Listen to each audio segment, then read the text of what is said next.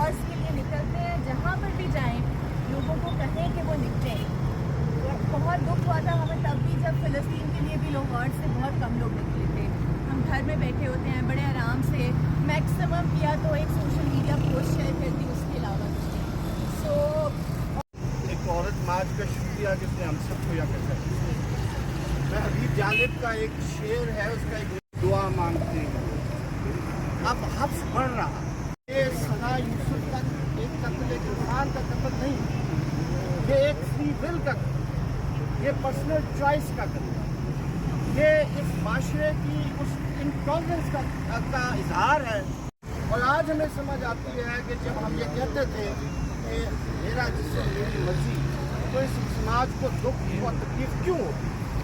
وہ یہ ماننا ہی نہیں چاہتے کہ اس معاشرے کی بچیوں کی یہ چوائس. تو اس پروٹیسٹ کے لیے بھی کسی کو سمجھ نہیں لگی تھی کہ اچھا کہیں تو کیا کہیں، کچھ رہ نہیں گیا کہنے کے لیے. بات اب ہمیں بھی سمجھ نہیں آتی، لیکن امپورٹنٹ ہے کہ ہم ایز اے سوسائٹی پولیٹیکل ہوں. ہم اگر جان چاہتی ہیں اس پہ دکھ کا اظہار اپنی بہنوں کو سمجھائیں، اور اسپیشلی جو ینگ بچے ہیں ان کو سمجھانا بہت مشکل ہے، کیونکہ اگر آپ ان کو اسکولس میں اور یونیورسٹیز میں چیز سکھائیں گے تو آگے جا کے ان کے دماغ میں سمجھ آئے گی یہ بات کہ عورتوں کو عزت دینا. کیونکہ آپ نے دیکھا ہے کہ معاشرے میں کسی کی بہن ہے، کسی کی ماں ہے، کسی کی بیوی ہے تو وہ عورت کو عزت ملے گی. جو عورت سڑک پہ چل رہی ہے اس کو عزت نہیں دے گی، کیونکہ وہ آپ کی کچھ نہیں لگتی. جوان خون ہے، کوئی بات نہیں، سمجھ جائیں گے وقت کے ساتھ ساتھ. وقت کے ساتھ وہ نہیں سمجھتے، وہ وقت آتا ہی نہیں ہے جب وہ سمجھیں گے.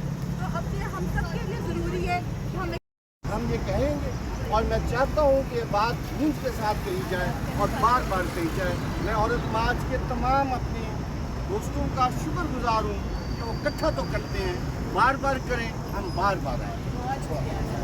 کوئی اور کوئی بات کرنا چاہتا ہے؟ سب دوسری بات یہ کہ اس پروٹیسٹ کے بعد ہم سب کے اندر ایک خیال آنا چاہیے